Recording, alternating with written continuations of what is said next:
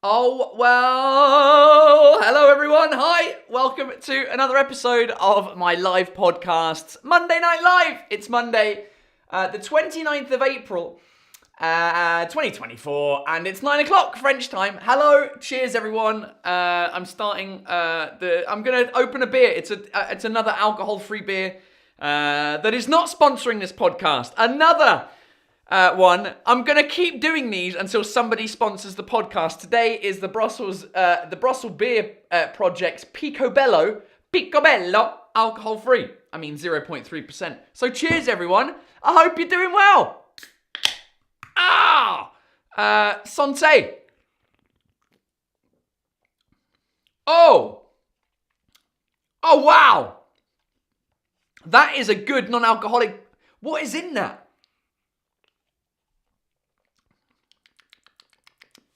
We're a small independent brewery from Brussels, striving to... Picobello. Mate. That is one of the best non-alcoholic beers I've ever had. Good work. Now, manager Adam, get in touch with fucking Picobello Brussels Beers Project. Let's get him on the sponsored podcast. How are you, everyone?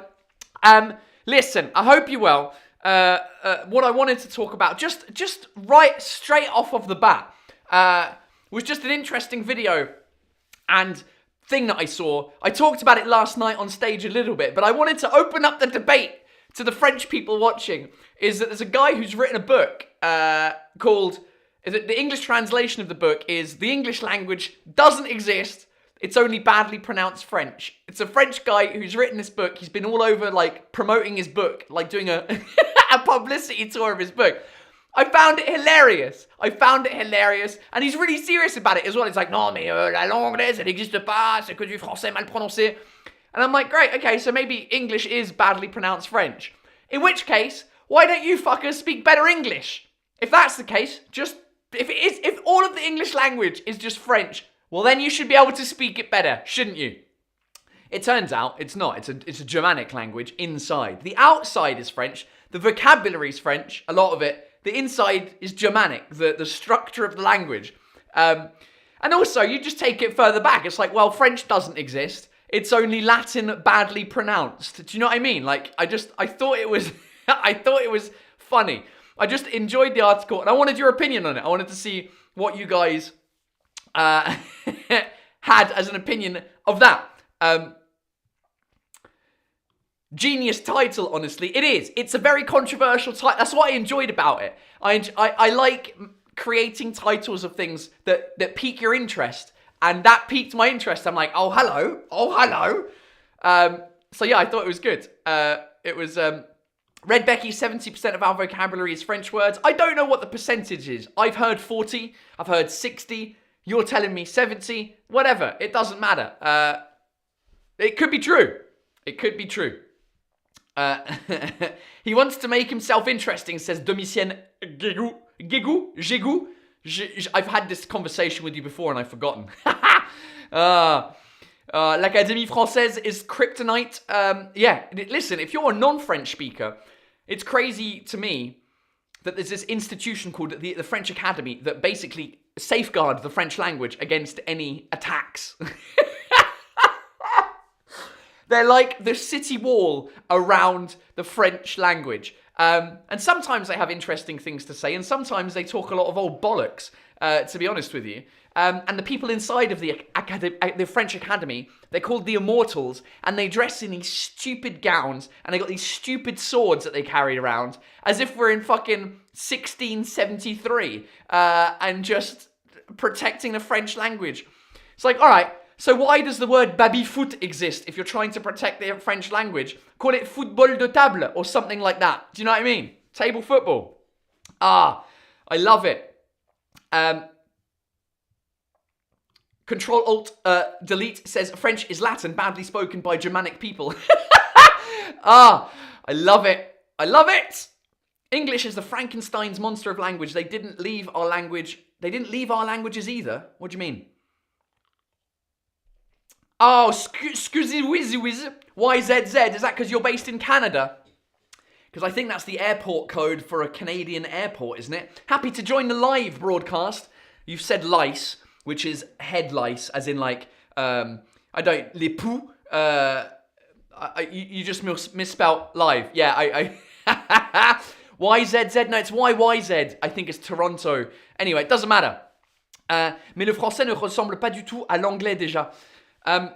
Well, listen, to be fair, if you speak one of the other language, you can try and bullshit your way through the other language by using words. You know, like a lot of the TION words in English and in French are the same. You know, like station, mention, mention, don't mean the same thing. Conversation, conversation.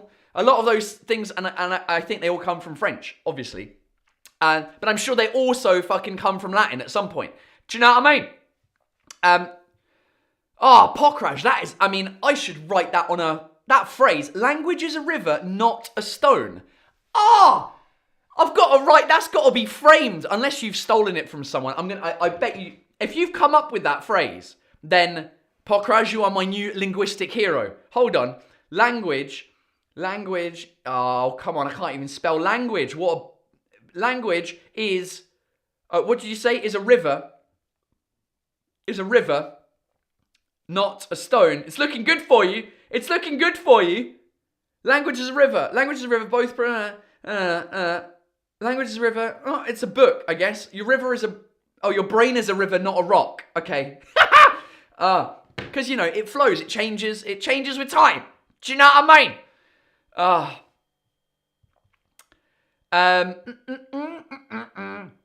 Yeah, spare mail too. What?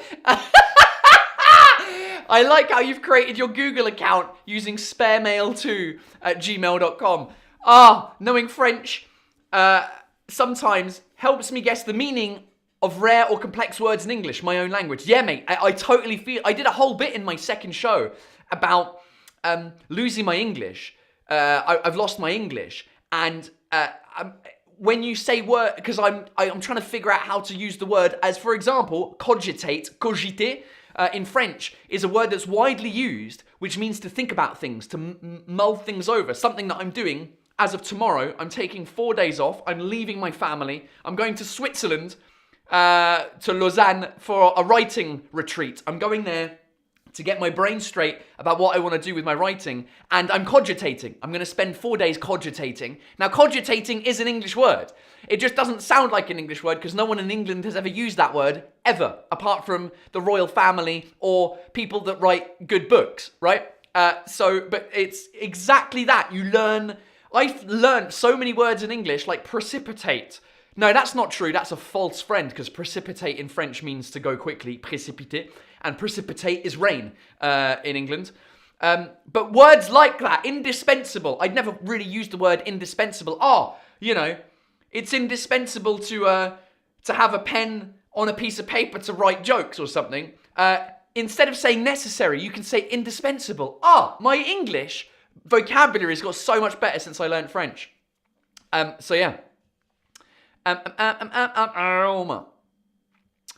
Loic Dolle. One of my English teachers told me that more than half of the English words come from the French language. It's possible.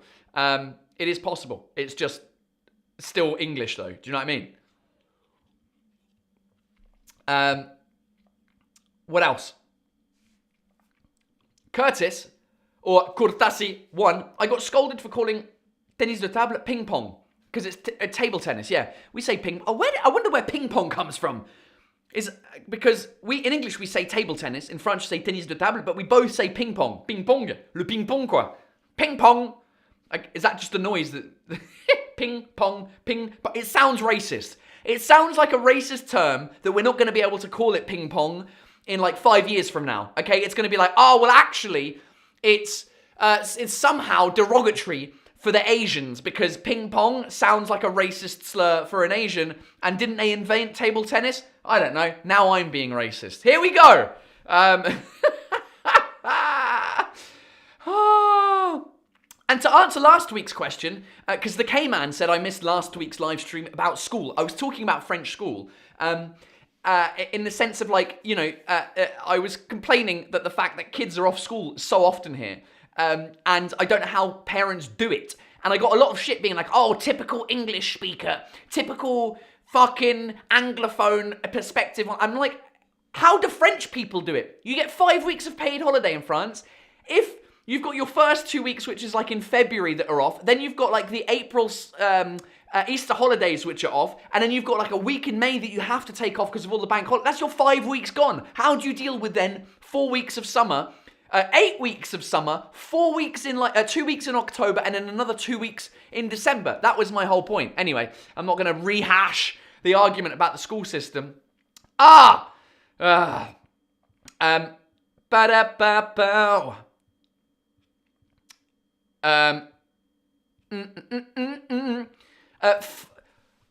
I'd like to pronounce your name correctly. Fongle.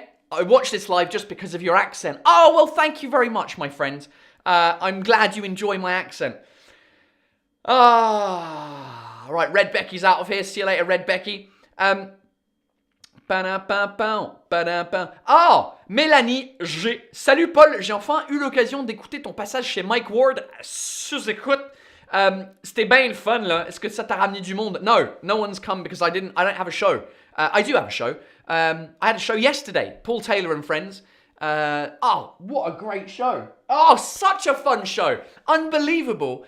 My week has gone up and down this last week in terms of shows. Paul Taylor and Friends was such a good show. If you don't know what I'm doing, once a month in Paris, I'm doing a show called Paul Taylor and Friends, where I get to test out some new jokes, and I bring on different English-speaking comedians who are doing some of their best jokes, and that's the show, essentially. So it's about an hour and 15, an hour and a half long, and I have 3-4 guests come on, and then I just talk to the audience. I'm trying to write a new show. I'm trying to come up with new ideas, and that's how I do it. I can't do it sitting in front of a book, which is why I'm going on a writing retreat for a week. I've got to do it on stage. So the audience were unbelievable yesterday. It was so fun. Such a good show. For a Sunday night, the energy was unbelievable. I don't know if anyone was there. A couple of you were, I think. It was just epic. I really had a lot of fun. There was a bunch of new stuff that just came out of my mouth because other comedians were talking about other things, which made me think about stuff. It was a great show compared to the show that I did on Tuesday night, last Tuesday night, where I opened for Dave Chappelle. And let me tell you, opening for Dave Chappelle did not go very well. Mainly because as I was getting on stage, half of the audience were still walking into the show. So half of the audience were in the show, half of them were still trying to find their seats during my entire 15 minutes on stage. So it was a horrific experience. And yeah, it was one, because French people are late to everything. 15 minutes de politesse. And number two is because Dave Chappelle has people put their phones in bags that you have to seal the bag with, so you can't open your phone during the show and record his set, basically. It's a lot of American comedians do this. I don't think a lot of them do it outside of the US, but the bigger ones do. I know Louis C.K. does it, Dave Chappelle, probably some others do it as well.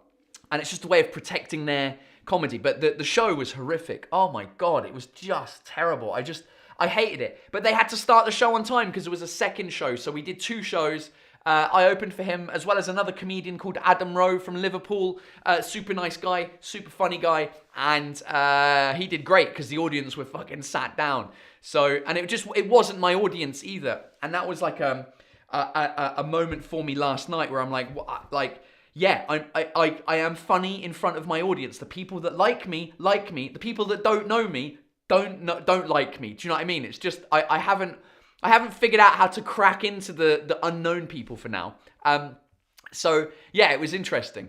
Oh, look who's in the shout. Look who's in the chat. It's Mr. Rolly Asal. Ciao, buongiorno. Hey, tabarnak de call. Yes. How are you, my friend? Mate, he's on the live. Why don't you just get on the live instead of just being in the chat, dickhead? So, yeah, last week was interesting. Yeah, I went from a terrible show in English. Then the next day I did a show in French at a cinema, which was all right. It was a good show. I mean, it went better than the night before. But you know, cinemas are just not made for stand-up. The sound system is terrible. The lighting is terrible. But the guy who runs the place, it's called L'Arlequin, in the, I don't know what arrondissement it is. It's near Montparnasse. And super cool guy, like just a Parisian bobo who enjoys beer, and we had a good chat afterwards. Really nice guy. So the show was good, but not as good as last night's. Last night's show was epic. I loved it. Rolly's in the middle of training. Je vais t'appeler plus tard, grosse couille. All right, mate. What are you training? Romain, Florence Foresti did the phone thing in the bag too. There's no joke. All right. Nice. This is what you guys have made us do. You fucking assholes. Not you guys, but just the audiences in general. Because some pricks go into theatres and decide to record the comedian's set, and they might still be working on new jokes that are not funny yet, and then they post it online being like, oh, Florence Foresti's unheard, unreleased special, Ricky Gervais's new jokes, Louis C.K., Ali, and so then people listen to the jokes that are not ready yet, and spoil it for everyone else. So they're forced to. I'm not famous enough to have to block people's phones, because I feel like my audience is pretty respectful and don't record stuff. And if they do, if somebody records my shit and posts it somewhere, then we might have to start doing it. But it hasn't happened yet.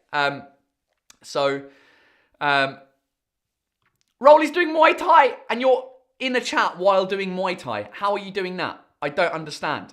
Plot twist, says Pokraj. Rolly is competing with Paul in the marathon. He'd do a better job than my manager, probably, who's not training at all with me. But people are asking how my foot is. Well, that was the other thing that I did this weekend. I did yesterday. I started the morning yesterday with my first ever 10K race in Montreuil. And I didn't bring my little... I was going to bring my medal and my little thing. What an idiot. Anyway, and if you've been following my shenanigans over the past couple of weeks, you'll know that I injured myself, my foot, like a tendonitis situation, I think, a couple of weeks ago. And so I've been struggling to keep up with my training for the marathon regime, for the what do you call it? Is it a training regime? Routine? Training plan is the word I was looking for.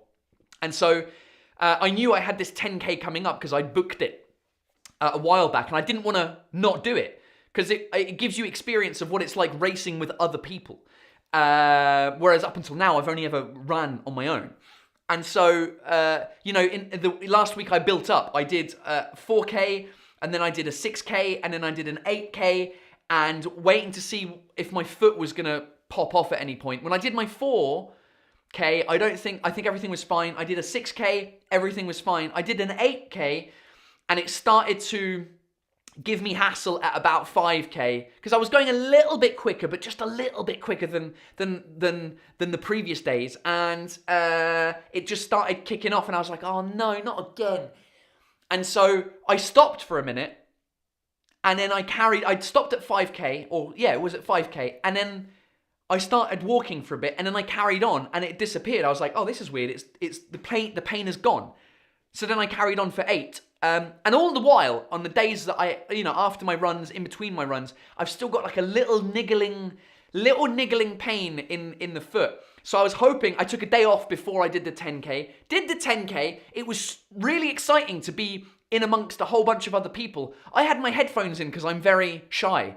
And I did have somebody come up to me being like, hey, have a great race. And it was, I don't know if he watches the podcast. Shout out if you do. I don't know where he was.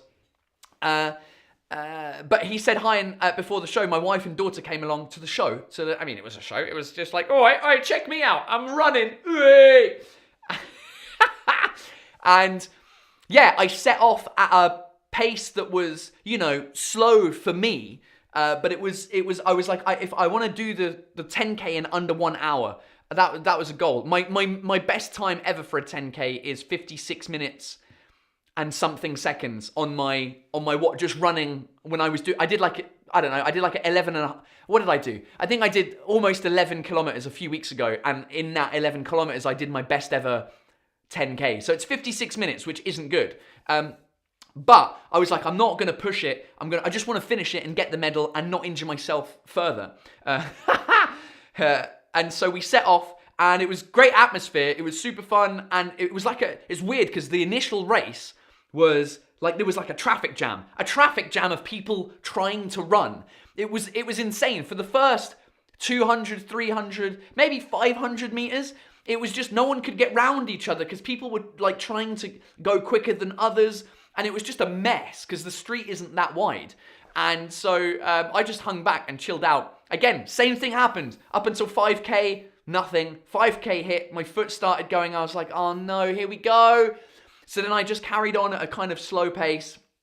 And then when I got to like 8 kilometers and a half, it started getting a little bit better, and I was like, well, let me just push a little bit to see what happens. Started going okay, pushed a little bit. I started listening. I created a playlist called The Final 5K with like pump me up music, Unstoppable by Sia, Don't Stop Me Now by Queen, just like Tub Thumping by Chumbawamba. It's just bang. So I just went 8.5K. I caned it down and overtook a bunch of people, and then made it in the end in like 58 minutes or whatever. And yeah, my foot is hurting since then. So it's not as bad as it has been, in the sense that like after such an effort, it's feeling better. So that is a long answer as to how your foot is. If anyone knows a good physiotherapist somewhere east in Paris, then hook me up, because I went to go see a physiotherapist here and they were fucking useless. So I need to find somebody who can tell me what's wrong with my foot and how to get it better. I'm going to try and not run for the next week. It's going to be painful to not run because I can see the days of my training plan disappearing. I'm like, I should be training. So we'll see. We'll see. We shall see. Oh, look, who made it? Hareti Branalek. My very first non-recorded video. Welcome to the live, my friend. You made it. You made it. Da-da-da-da. Do-do-do-do.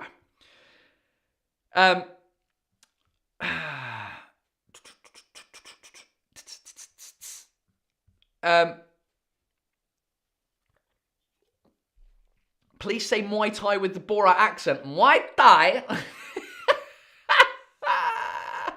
Paul Alois with that is a cool little icon you've got there as your thing. Bonjour de l'île Maurice. Oh, Mauritius. It's funny. About 20 minutes before we went live, my daughter and I were looking back at some photos from Mauritius. I don't know if you came to the show last year. If you didn't come to the show last year, what were you doing? Like, I did one show in Mauritius. There were 1,000 people there, which is basically the entire island. So if you weren't at the show, why? Secondly, we were looking through some photos because we were talking about a cat down at some of the Buddhist temples that was just destroying fish. Like, the cat was going in and the fish were like up by the edge, and he just went and grabbed, because we were talking about our cat. It doesn't matter.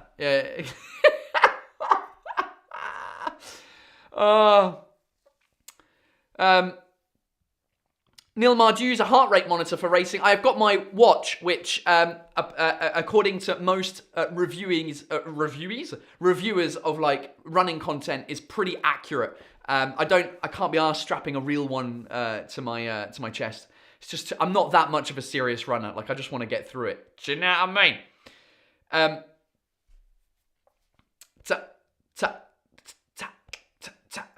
Mo Abassi's in the house. Bonsoir. Hello. All right, mate.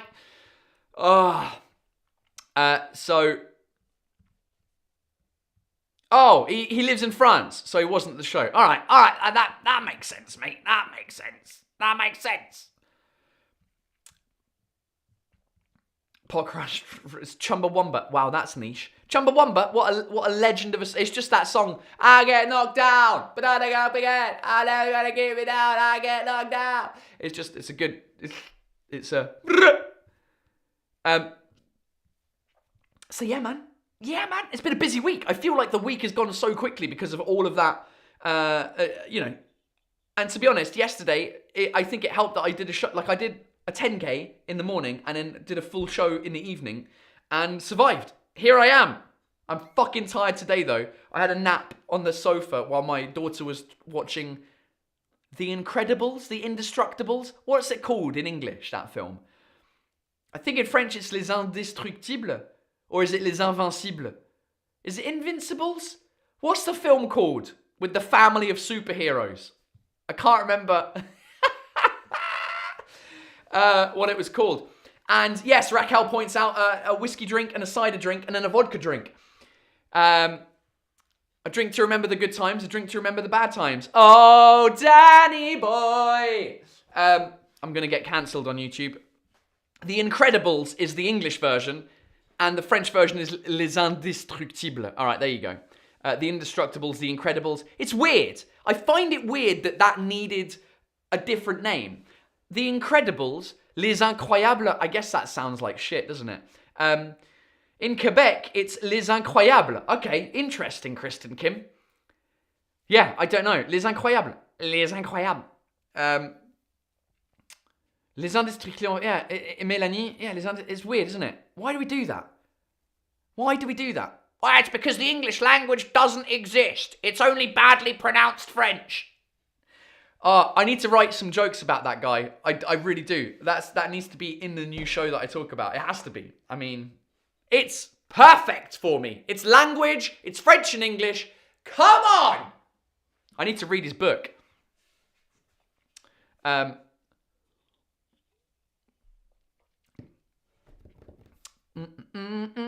Edna Moda's the MVP. Hashtag no capes. Oh.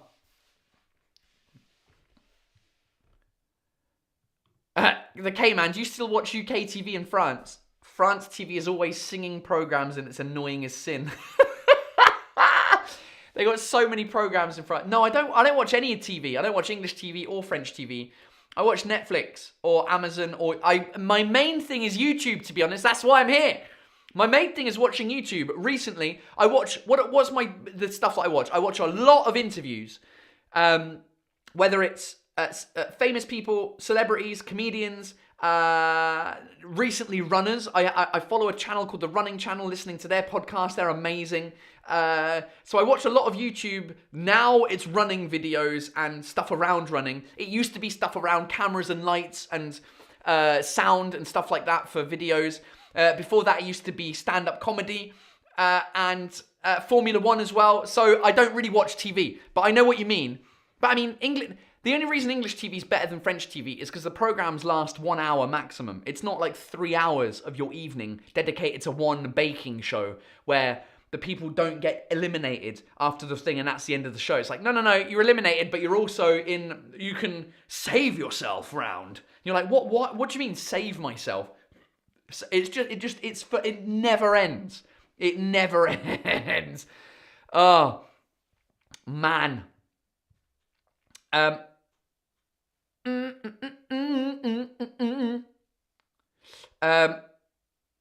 Michelin, UK TV is better than French TV, period. Yeah, it's also just because there's more money in UK TV than there is in French TV. And there's more money in American TV than there is in UK TV. Where the money is, it's better. That's just... Also, good on France, to be honest with you. French TV is crap. But thankfully, that means that there's a culture in France. People go out and go to cafes and do other things apart from sitting at home and watch TV. The shops are open till 8 p.m. The bars are open till 2 a.m. It's not like in England where the shops close at 5, the pubs close at 11. You're like, oh, well, I guess there's nothing else to do then apart from go home and watch fucking Naked Attraction. Watch some people trying to choose another person based on their genitals. Okay? If you have not seen the show Naked Attraction, just Google it. It is horrific. That is the one exception to UK TV. No, there are many. There are many UK, like all the soaps in UK are useless. Oh, mate. Have I watched Baby Reindeer on Netflix? Oh, here we go. My wife and I are at episode 5. So hopefully when I finish the live tonight, she won't be asleep. And because I do a live after this one. This one finishes at 10 and I do the Patreon only live until 11. I'd like to watch the last two episodes before I go on my writing retreat. Baby Reindeer on Netflix. If you don't know this show, it's very close to home for me because it's a Scottish comedian who has a stalker. And the reason, I mean, it's the videos that he had, or not the videos, like the scenes of him doing the Fringe Festival in Edinburgh.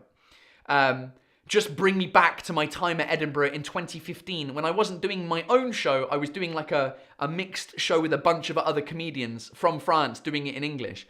And it was just the worst experience I've ever had. And the show is unbelievable. The actors are outrageously good. So it's basically like a stalker. He has like a pretty, like a really intense stalker who's, I don't even know how to describe her. It's a great show. It's such a good show. It's very dark, very deep, very, what's the word? There's like scenes of, what's the word I'm looking for? Sexual violence and stuff like that. It's very awkward. What we do great in England with TV shows is just awkward. It is such an awkward thing to watch. You're watching the whole show like, oh my God, no. It's so bad. But I remember doing that with The Office. Like when you watch The Office, Ricky Gervais's Office, it's so awkward. And you're like, oh, I can't believe he just said that. Oh, it's such... But that's what we do in England. We're great at those types of shows. So yeah, it's been intense. I've got 2 episodes to go, so no spoilers. And yeah, it feels like what my experience is going to be like at the Fringe this summer. In August. I will most likely be doing my new show, like work in progress, in Edinburgh. I'm doing a bunch of shows there. I'm not going to announce the dates yet because they're not fully confirmed, nor is the venue, nor is the time. No tickets are on sale, but it's looking very much like I will be in Edinburgh this summer doing some shows. So if you're in Edinburgh over the summer, come and see me. Come and show me support because I'm going to need it from the people that know who I am. Because as I said, for the people that don't know me, I'm not funny. So I'm really, really anxious, if I'm honest with you, about the Edinburgh Festival, which is why I'm kind of taking these 4 days writing retreat to take all of my jokes from all of my shows and try and as well as the new stuff that I'm currently thinking about, and try and compile it into a 1-hour show that makes sense in English for people who don't know who I am. So, yeah. Olivia Colman in Fleabag. Exactly. I've not watched Fleabag, but I know it's cringe as well. Cringe is a better word, as Aiden Vlogging Limited says cringe. Just like awkward. When you're cringing, you're just going, oh, God, this is so difficult to watch. We're very good at that. Like, there's a lot of English TV shows that you watch it, but they're amazing. That's the thing. Oh, Adam Crosby's in the house. There he is. And the dates are... Boom. Go on then.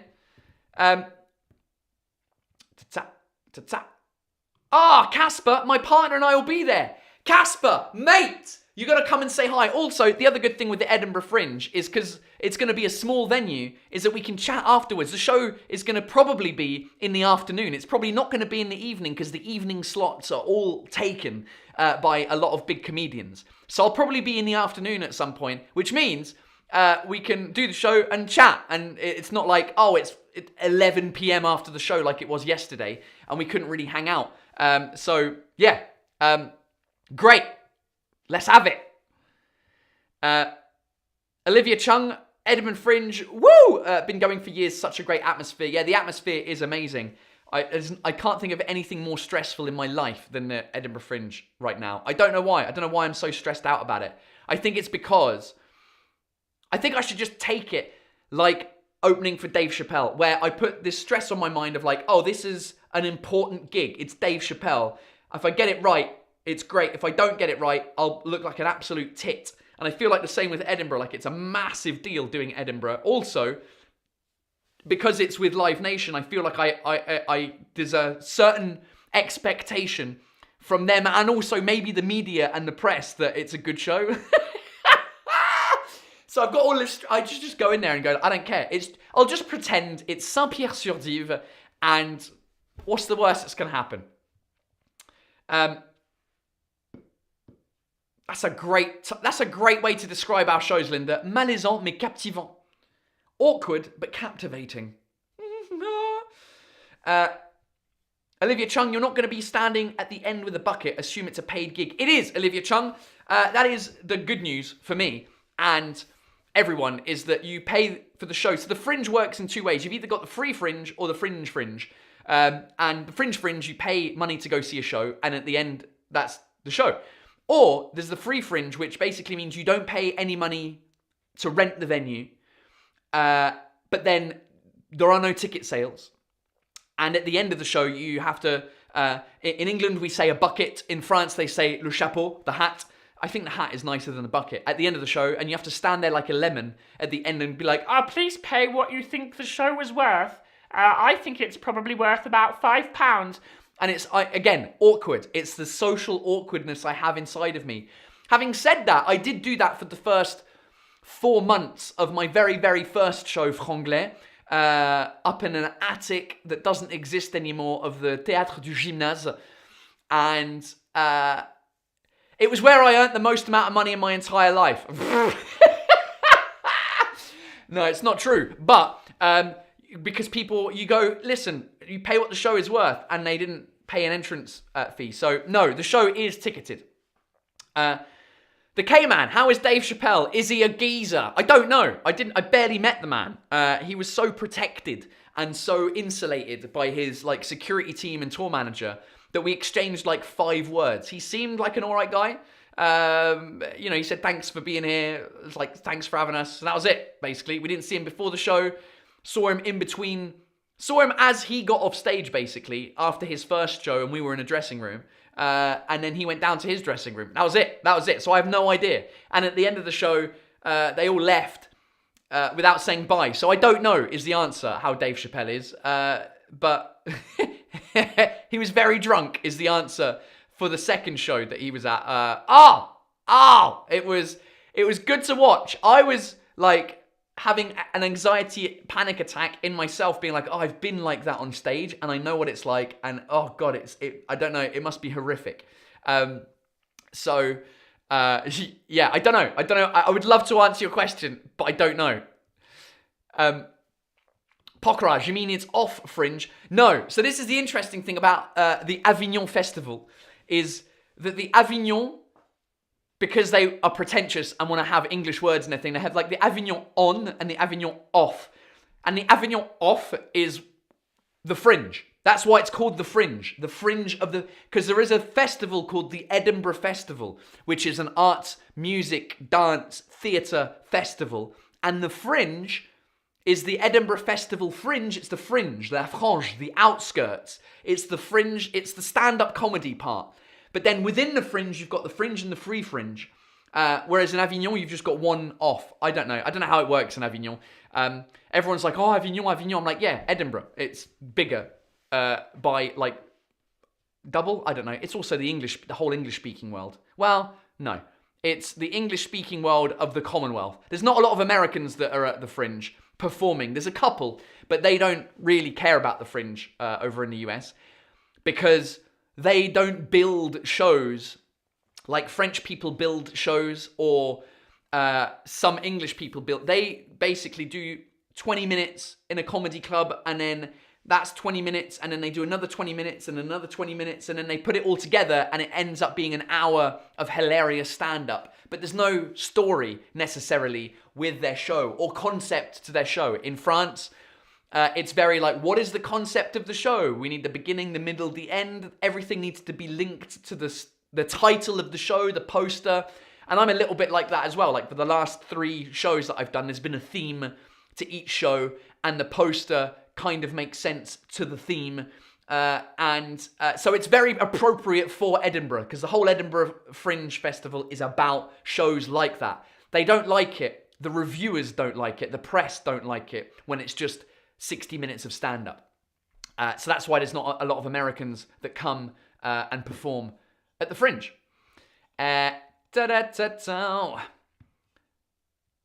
It's the fringe of the fringe.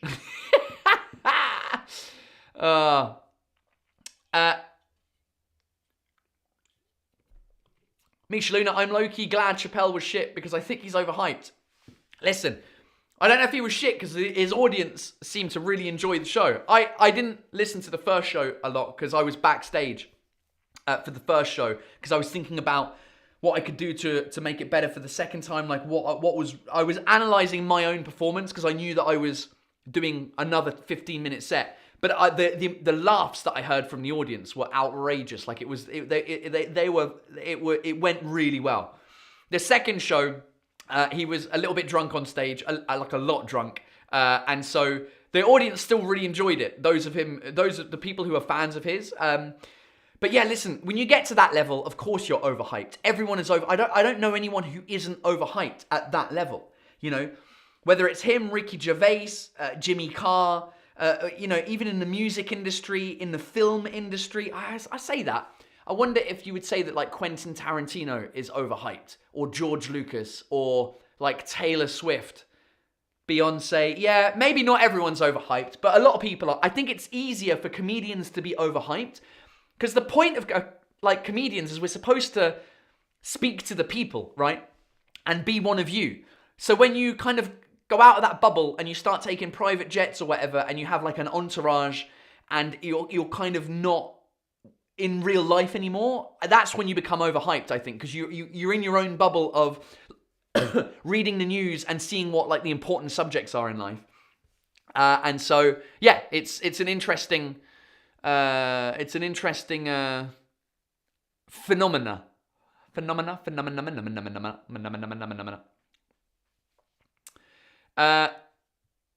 I presume you've got this from online, Casper. The Edinburgh Fringe Festival. I always call it the Fringe Festival, but it's the Festival Fringe. I don't know why. Well, because it's the Edinburgh Festival Fringe. Has become a world-leading celebration of arts culture, surpassed only by the Olympics and the World Cup in terms of global ticketed events. That is crazy. Didn't know that. But yeah, there's like 3,000 shows a day, I think. I'm excited. But really nervous about it, to be honest with you.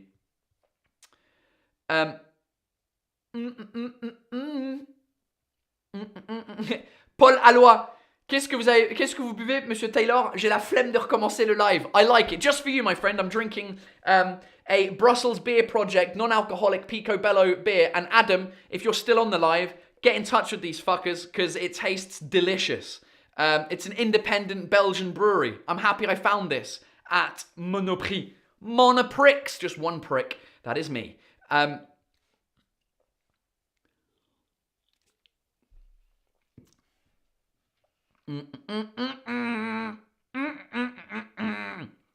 point of comedy is to be rebellious and pissy. I love it.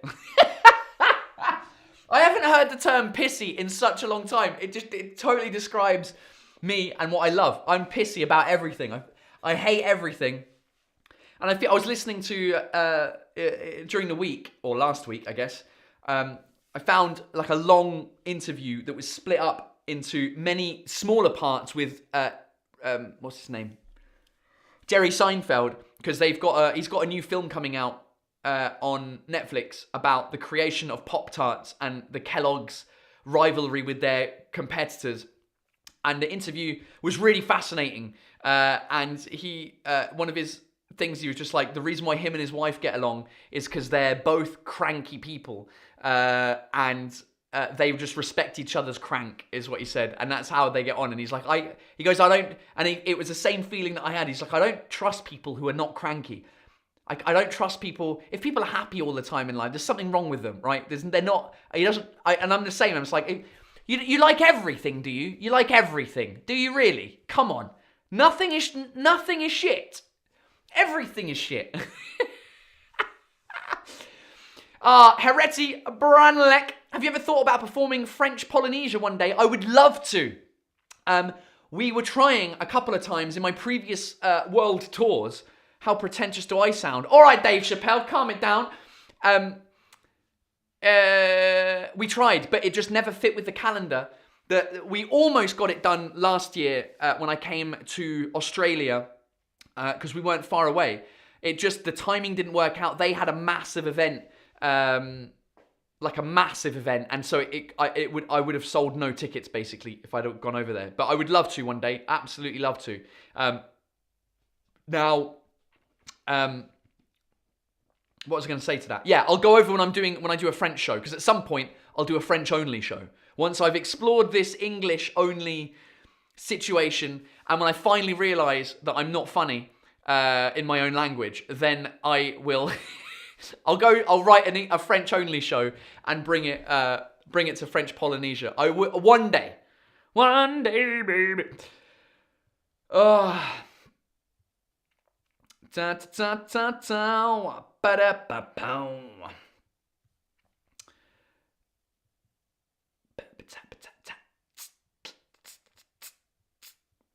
I bumped into Stuart Lee at the Fringe one year and gave him a fag. Nice bloke. And by fag, you mean cigarette. That was Dave Chappelle's opening joke, by the way. It was about the fact that he bought some cigarettes and he was like, I like how in Europe you can still call them fags. And yeah, Stuart Lee seems like a nice guy. Like, he seems like an asshole on stage, which is what I like about him. But I imagine if you have a drink with him, he's probably an all right guy. Most comedians are. If you see them like face to face, most comedians I think are all right. But sometimes when they're around other people or the industry or audience, I don't know, they just turn into something different. My hair's doing my head in. I didn't put anything in it. Anyway.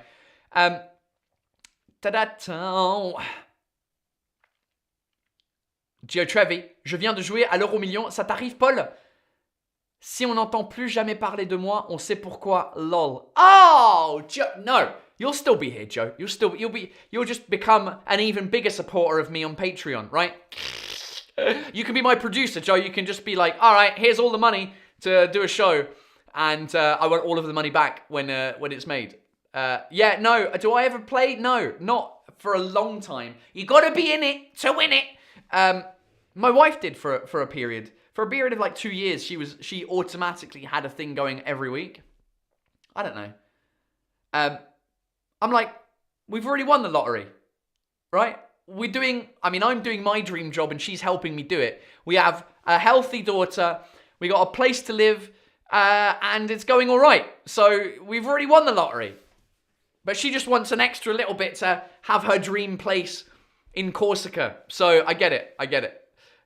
Maybe one day. I just need to be funny. That's what I need to do. I need to be funny. Whoo!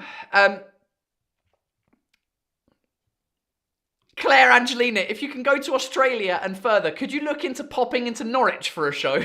I tried to see you live in London, but mum life got in the way. You know what? I might be coming to Norwich. I don't even know where Norwich is. But I know I don't know why Norwich is a thing in my mind. Is it a bank or something?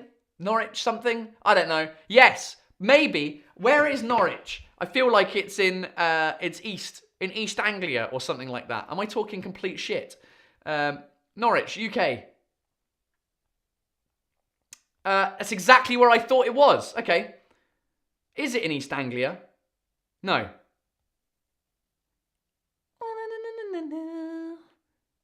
Doesn't tell me. Come on, Wikipedia. What's going on? Southeast English. Norwich Union. Okay, so there is a... I've forgotten so many things about my life. So yeah, probably. Because, the plan is, with the English-only tour, we're probably going to, a bunch of places in the UK. And I presume Norwich is a comedy town. I presume they've got some sort of comedy stuff going on. So anyway, Misha Luna, do you plan on doing a work in progress, a faire un rodage, of your 1 hour full English show in English-speaking countries before Edinburgh? Yes, in London. And also in Paris. I'll do London and Paris.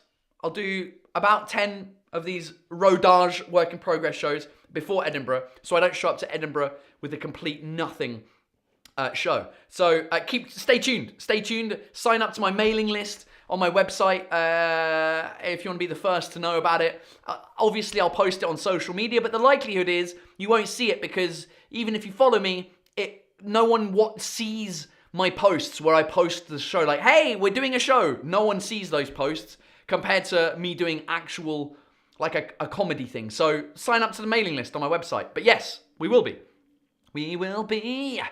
Right, ladies and gentlemen, it is 10 to 10. It's time for Terrible Translations at 10 to 10. There we go. Terrible Translations, part of the show where you send me your translations that you see out and about that are complete rubbish. And you can send them to my email address, which is just here. It's terribletranslationsftw@gmail.com. I should put that in the description, shouldn't I? So that people can just click it and it'll open up their email. I should do that. We'll start one with me that I found at the toilet of the cinema that I performed in last week. And we've had this one before, but I thought this was even funnier the way it was written. It's not even a terrible translation. It's just a funny French thing where it says seulement du papier toilette dans les toilettes, like only toilet paper in the toilets. And presumably the little bin there that's next to the cartoon toilet is where you take a shit. You shit in the bin and you put the toilet paper in the toilet. You can't do anything else in that toilet. Every time I see that sign, it makes me laugh. And that one, for some reason, it worked better than the previous one that I showed you. Right, let's get into it. Number one is Maxime Boutet from Québec Callis. What's this? Une liste complète. English, motherfucker, do you speak it? That is a phrase from, what do you call it? Pulp Fiction. Wait, is this a random... Oh, Max! Alright, I'll go through those, because there's like 4,000 of them on the same page. This is probably where you're all getting them from, innit? Right, I'll go through those at some point. Let me unread that message.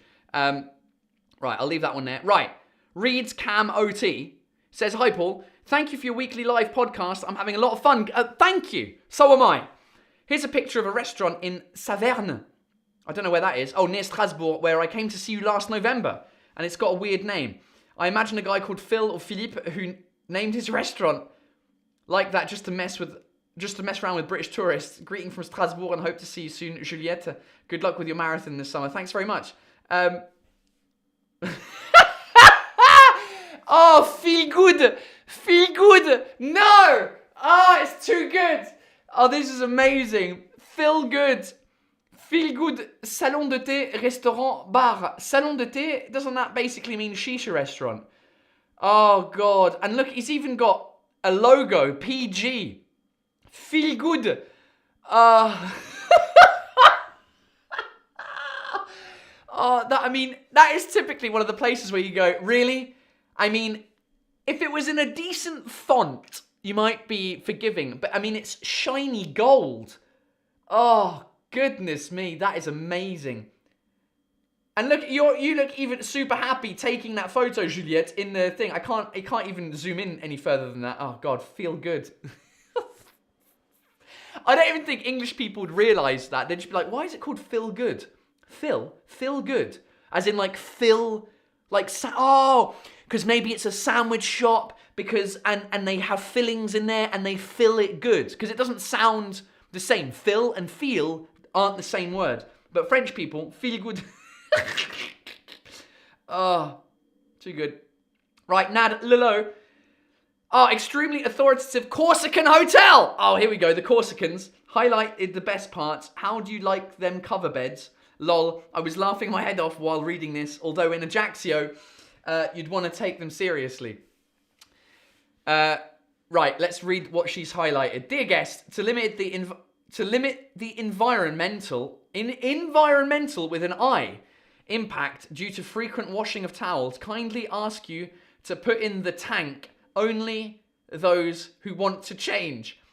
With his help, limit the use of water, detergents and energy. Oh, this is why my wife doesn't speak good good English. Kindly, that's Borat, isn't it? Kindly ask you to put in the tank only those who want... What does it say in French? Okay, so is the first part okay? To limit the environmental impact? Well, due to frequent washing of towels. That's incorrect English. You would say to limit the environmental impact of frequent washing of towels, maybe. It wouldn't not anyway. Pour limiter l'impact environnemental dû au lavage fréquent des serviettes. Okay, I can see they've literally translated it now.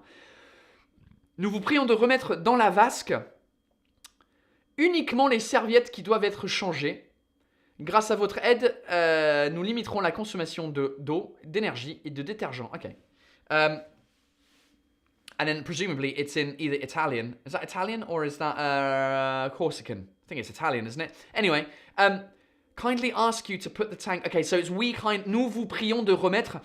Kindly ask you. That's weird, isn't it? Because the you is there. Nous vous prions. We kindly ask you to put in the tank. It's not a tank, it's like a basket. I don't know what vasque is in English. Only those who want to change. I don't even know if that's Google Translate. It's probably some guy who's just like, no, I speak English. Right. For the attention of our clientele... Wow, this is long. Okay, for the attention of our clientele, we are anxious to inform you... Jesus Christ, that's already... I'd have highlighted that one. We are anxious to inform you. That sounds like me talking to you about when my Edinburgh show is going to be... Listen, guys, I'm anxious to inform you that my show is going to be every Wednesday at 2 p.m. We are anxious to inform you that we try permanently to improve the quality of our accommodation by the arrangement and the decoration of every room to avoid the standardization and give a warmer mark to this universe of the sleep. What are they talking about? What does this say in French? Cherchons en permanence à améliorer la qualité de notre hébergement par l'aménagement et la décoration de chaque chambre afin d'éviter la standardisation et de donner une note plus chaleureuse à cet univers du sommeil. I mean, even in French it sounds ridiculous. Oh my God. We are worried to bring a quite particular care to the property to be of each of you, and it is for it that we ask you to respect this place of life. Underlined, to respect this. Oh my God, this is horrific. For that, Corsica, give me a call. I'll translate this stuff for you. For that purpose, any degradation and or flight will be the object of a compensation. What? Flight? What are you talking about? Pour cela, toute dégradation et ou vol. Theft. Vol is flight or theft. Okay. For that purpose, any degradation and or theft will be the object of a compensation calculated at the level of the committed damages or of the disappeared property, among which the amount or the value will be taken from the credit card of the customer. It is also formally forbidden to sleep on the pillows of the decoration and to eat on cover of them beds. You don't eat on them beds, son. We thank you for taken the time to read us. That is a great one. Thank you so much for sharing that all the way from Corsica, my favourite place in the world. Oh, Aiden Vlogging Limited is back. Thai takeaway in Bordeaux. Yo, Paul, as a student, I was walking by Place de la Victoire in my home city of Bordeaux. I immediately noticed this Thai takeaway and noticed the terrible mix of bad spelling, grammar and franglais. It's truly awful. I hope you enjoy it. Bisous bye from Adrian H. P.S. French people think tuk-tuk is spelled tuk-tuk. A tuk-tuk. Like what they have out in Asia, the little things. Tuk-tuk is T-O-U-C. Okay, I get it. Right. Thai. Bangkok Station. Thai food and drinks by tuk-tik. Wait, did you send me the menu? Is that what you sent? No. All right. I think I might have eaten there, to be honest. I don't know if I've eaten there. I did go to a Thai restaurant in Bordeaux, but that looked a little bit like this. But that was like 12 years ago. Right. Isa M. Clothes. Hello, Paul. I found this one in Gran Canaria. Maybe you've already seen it. Apparently there's a big confusion between dresses, clothes, and cloth. I enjoy watching your Monday Night Live. Please never stop. Isa, thank you. Boutique Alba. Dresses for men and women. Handmade tablecloths. Tableclothes. Handmade tableclothes. Tablecloths? Dresses for men and women. As in clothes for men and women. And handmade tablecloths is probably what they mean. What is clothes in Spanish? Ropa.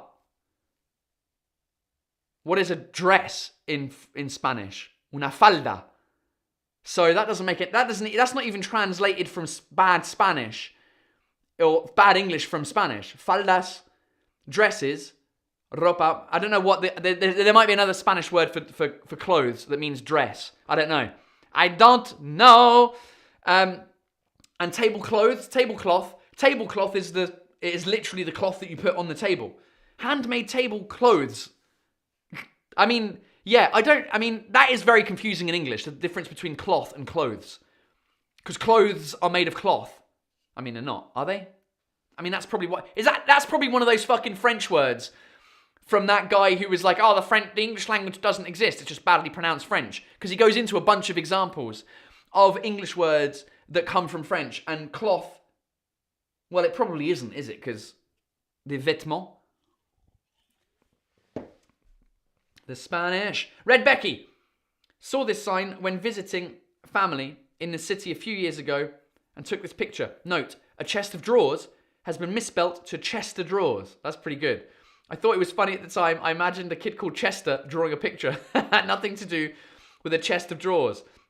X-Catalogue. Don't miss out. Ready assembled furniture. Chest of drawers, wardrobes, office chairs. So chest of drawers in French is une commode.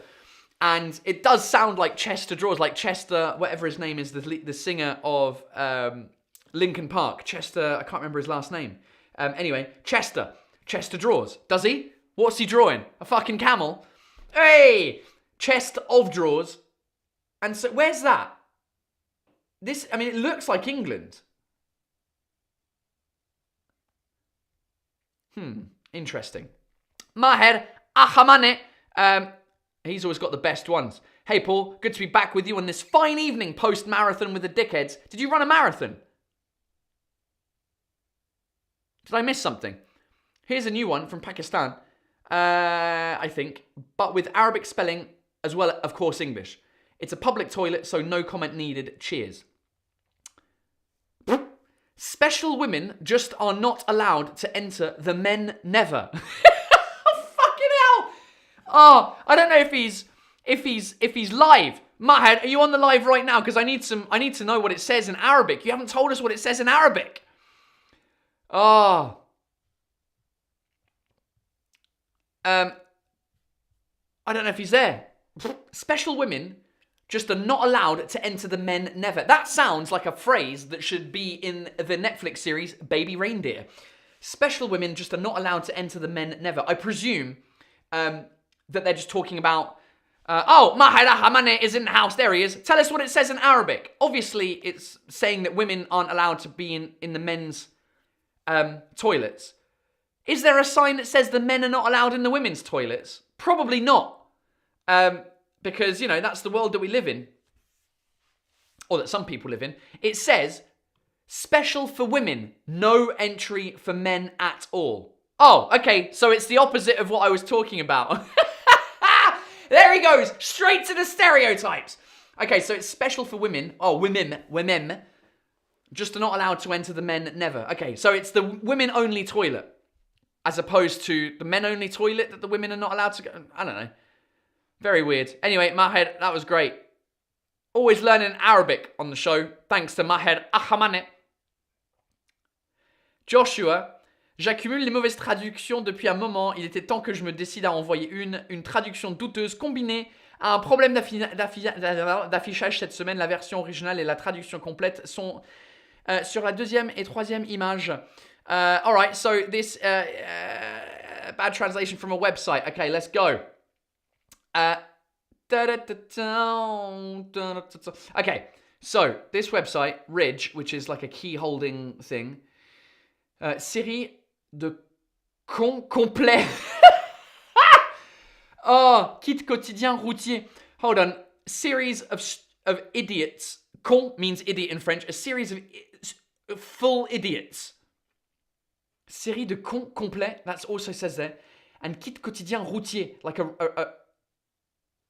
A daily driver kit. Okay, daily driver. I hate that English phrase. I see it on a lot of YouTubers and Instagrammers who are like, hey, here's my daily driver. Talking about a phone or a shoe, like running shoe. Oh, this camera's my daily driver. Oh, these shoes are my daily driver. Shut up. Just say daily shoes or daily camera or daily keyring. Design series sold out. So what? Siri? What? Siri de... Oh, I've just activated Siri now. Shut up. You can change Siri in settings. I don't even know what that means. Ah, Siri de conception. Okay. It's just because the word is so long it's been cut off with Siri de con. I love it.